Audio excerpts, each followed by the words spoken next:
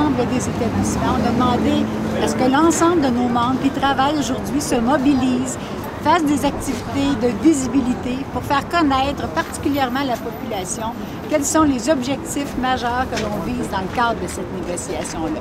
Effectivement, on veut répondre à plusieurs préjugés parfois qu'on peut avoir à notre endroit, à l'effet que, bon, on est des gras durs ou on est grassement payé pour faire ce qu'on fait, tout ça. Alors nous, on veut faire connaître quelles sont nos difficultés actuellement et également, on veut faire connaître au gouvernement qu'on est fermement décidé. Mais on est vraiment décidé. C'est un défi qu'on lui lance aujourd'hui, de telle sorte qu'il se présente à la table de négociation au ministère de la Santé et des Services sociaux en particulier, avec de réelles solutions pour répondre aux problèmes concrets que l'on vit.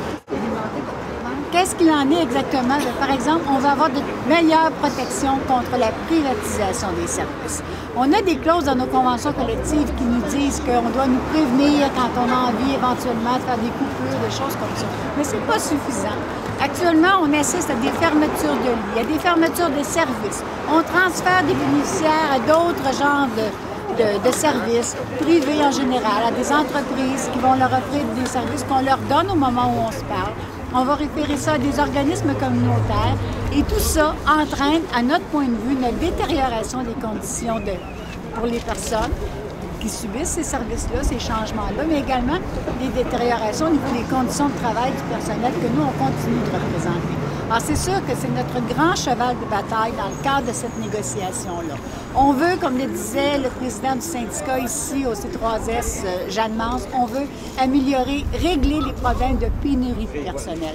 C'est sûr que pour donner de meilleurs services à la population, pour répondre vraiment aux besoins qui sont exprimés, il faut qu'il y ait du monde qui donne ces services-là. Et actuellement, on a des problèmes à retenir le personnel à l'emploi des services publics parce que les gens disent que les conditions sont trop difficiles et c'est un cercle vicieux. Plus il y en a qui s'en vont, mais plus c'est difficile. Alors, on veut contrer ce problème-là. Donc, évidemment, on veut régler des problèmes qui fait qu'on a des agences de personnel privé dans nos murs qui viennent compenser les pertes d'emploi.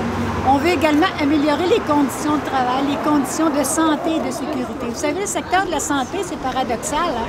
On travaille en santé et on est le secteur d'activité où il y a la plus grande quantité d'accidents de travail, des maux de dos en général. Et aussi, on est le secteur d'activité où il y a le plus grand problème d'épuisement professionnel. Or, ça, c'est un signe, malheureusement, qu'il y a un problème de fond.